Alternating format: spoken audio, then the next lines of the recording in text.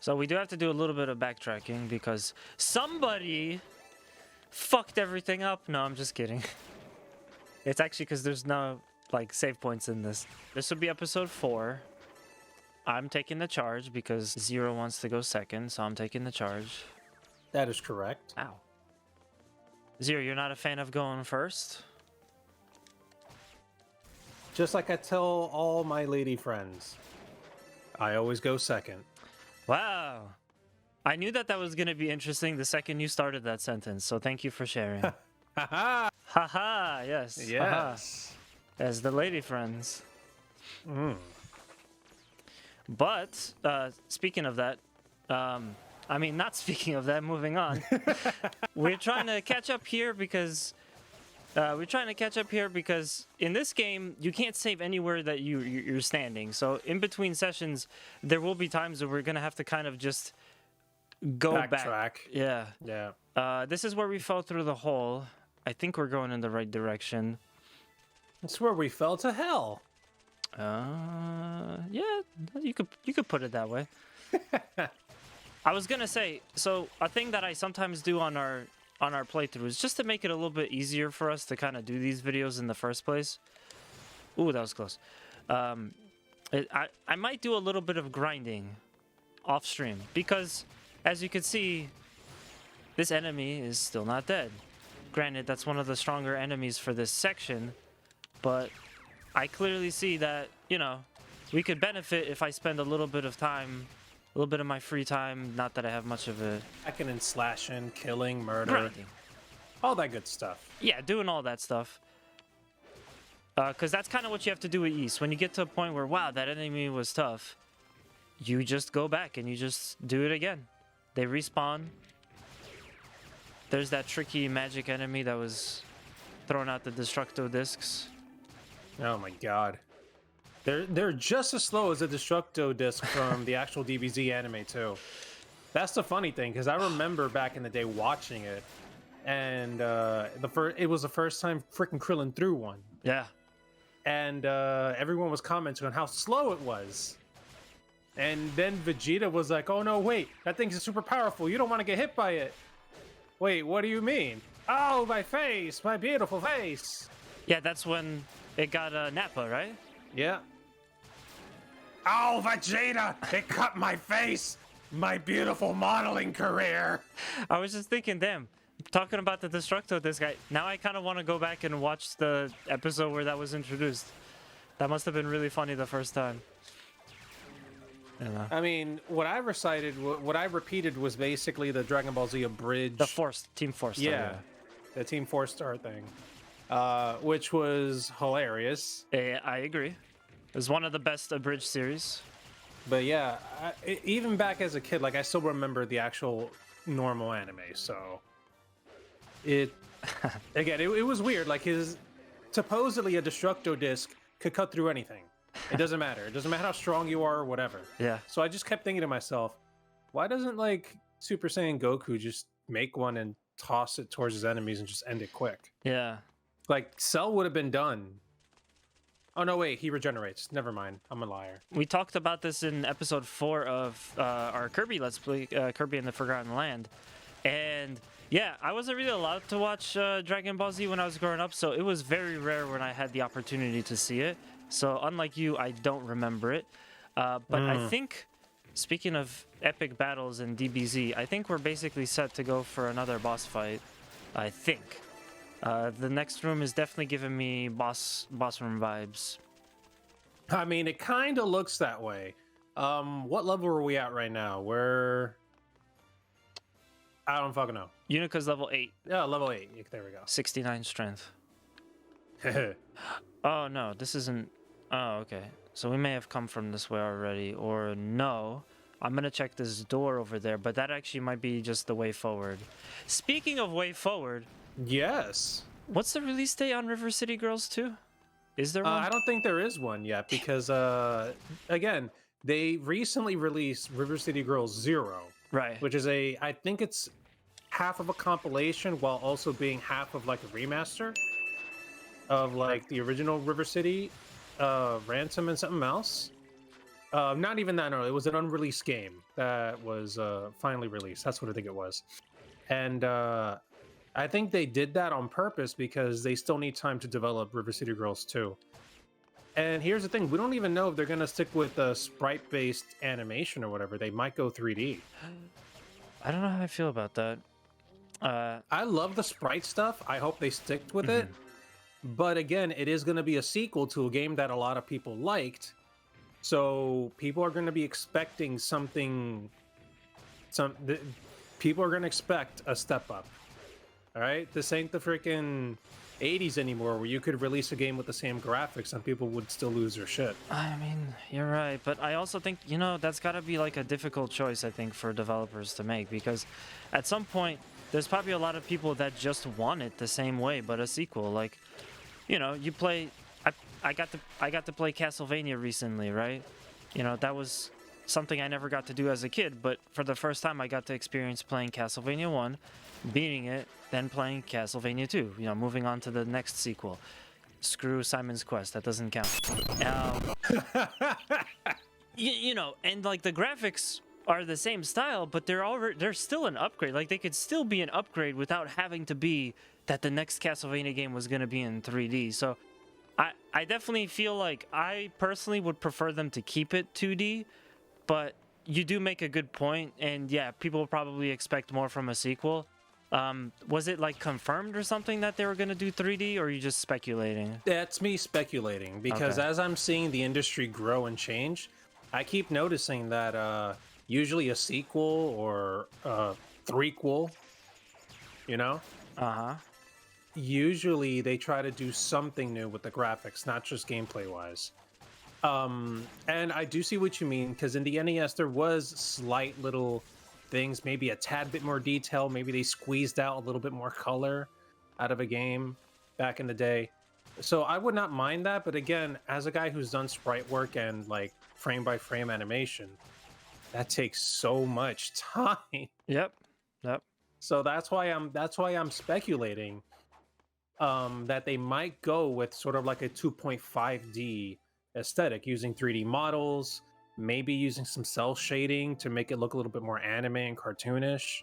It all depends on what they really decide with, because again, we loved River City Girls.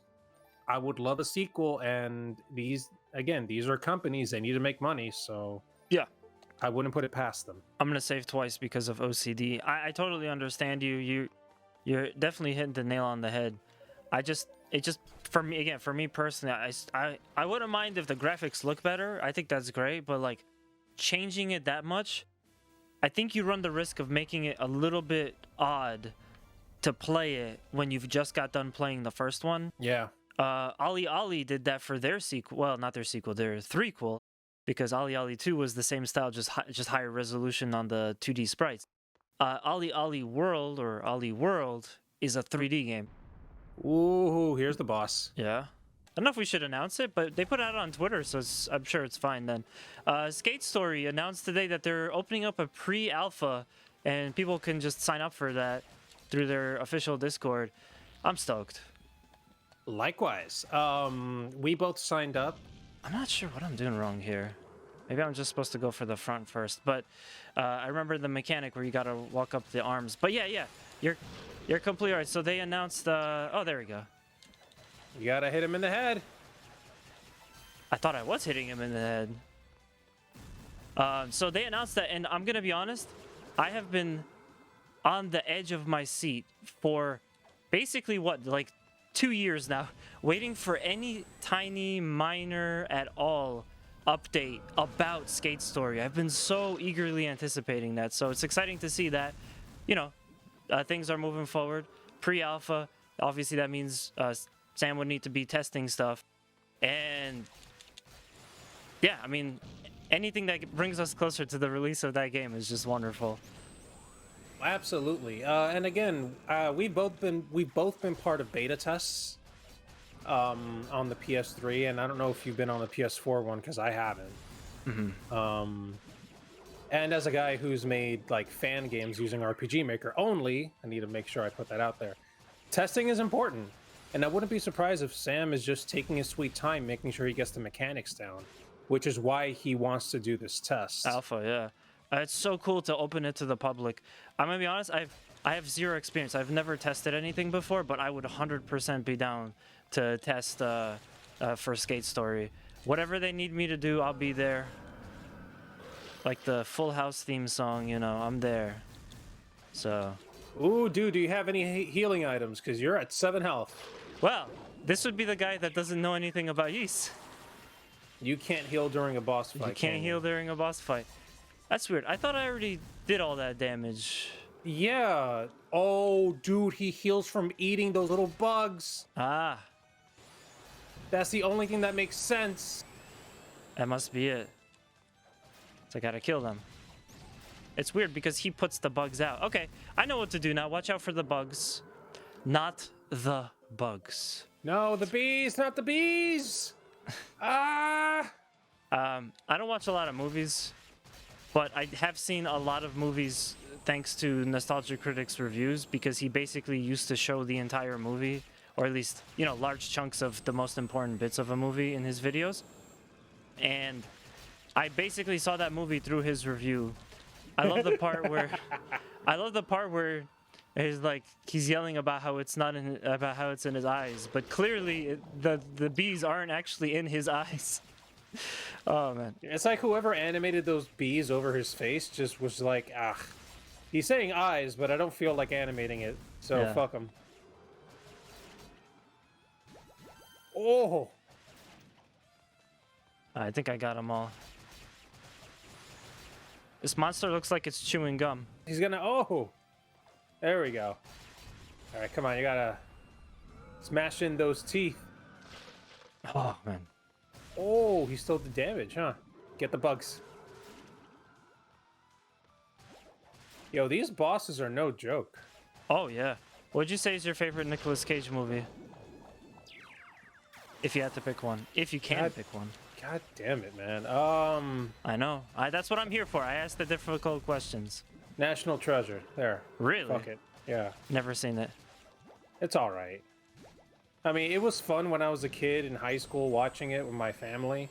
One of the few times me, my mother, brother, and father and I all went to the theaters just out of a whim, just to watch a movie. So I think that's one of the reasons why I enjoyed it so much. Right. For the sentimental value of the memory of it being there. Also, it wasn't a horrible movie, so... Because I've seen some real trash. So, I can't... Again, I'm in the situation where I've basically seen... Oh, man. Ooh. Oh, my God. Alright. Gonna... Whoa! The game crashed. The game crashed. Well, this is a new one for us. Yeah, this has never happened before. Hey, good thing I saved twice. Oh, wow. Well. I love that it says Nihon Falcon Corporation. That's funny. You know what Nihon means, right? Japan. But isn't wait, isn't it Nihongo?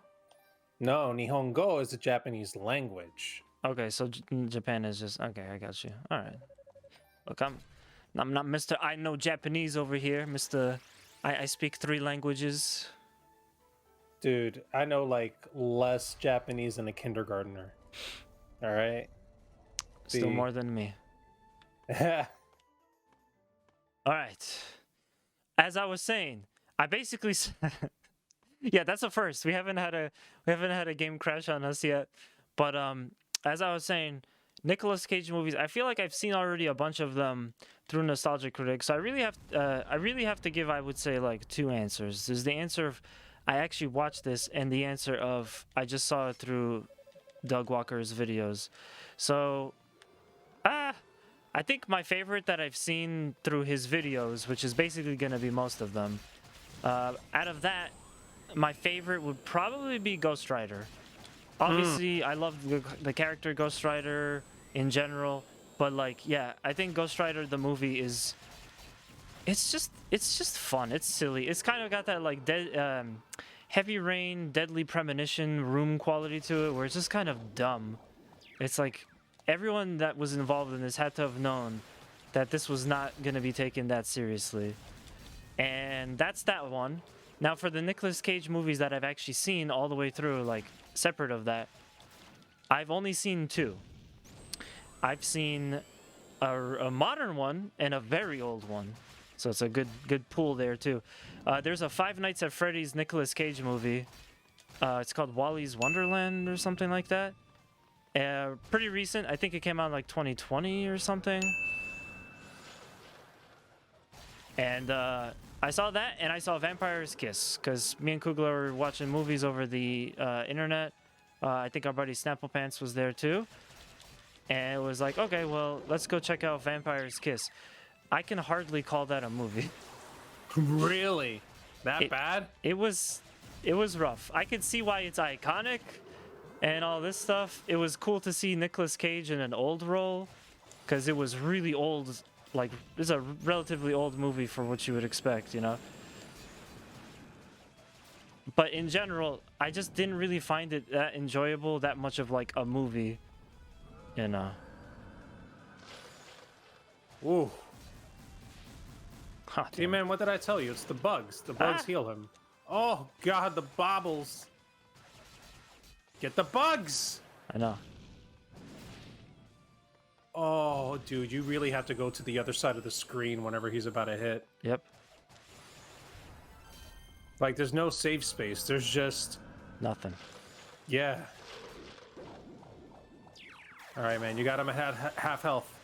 You can do this. I believe in you. Oh, no. They ended it really early. Okay, I still have my boost. I remember seeing bits and pieces of Ghost Rider and thinking it was just okay. Yeah. Nicolas Cage, I don't know how he gets these roles, but I don't know, man. It's just kind of weird. Like, I would have never picked him for Ghost Rider, in all honesty. No. But now I want to see him as Ghost Rider in the MCU. Because it became a thing. It was just like, wow, isn't it silly how he was Ghost Rider and it was really bizarre? Yeah. You know? So now I kind of just want to see it. But then there's also a newer Ghost Rider. A younger Ghost Rider. I think he was a Hispanic kid or something like that. Yeah, the one where it's kind of more of like a speed bike. Yeah. So I also wouldn't mind it if they just got a Hispanic kid to play that character. Oh, sweet. Ooh, 3 tries. 3 tries. Dude, Kung fucking grats. Whew. And we leveled up. I hear you. And I would definitely say, yo, hashtag bring back Nicolas Cage Ghost Rider, but... Here's what I think would be amazing. Yeah. If we start out a Ghost Rider movie with Nicolas Cage as the Ghost Rider and getting tired of this shit, and runs into a kid, and he's like, oh yeah, this kid can do it. He seems fit. He seems cool. Hey, you want to take over these powers, asshole? Okay, bye. That would Like be cool, too. That would be bizarre, but also cool, and it would set everything up a little bit better, I think. However, I don't think that would make sense, though. Because once you become the Ghost Rider, can you just pass it off to someone, or do you... I don't know. I don't know the fucking lore. I don't know the lore either off the top of my head, but it's a deal that is made with the devil, and from what I understood, Ghost Rider is Ghost Rider for all of time. He's just stuck doing Mephisto's bidding. But I could be wrong, you know, it's entirely possible. Anyway, I am in full... Again, I've not seen the 2 movies like by themselves, like actually watch the 2 movies. Yo, that's right. He did 2 movies as him, not just 1. I forgot. Yep, the Spirit of Vengeance. Ghost Rider 2. I 100% support the creation of a Ghost Rider 3.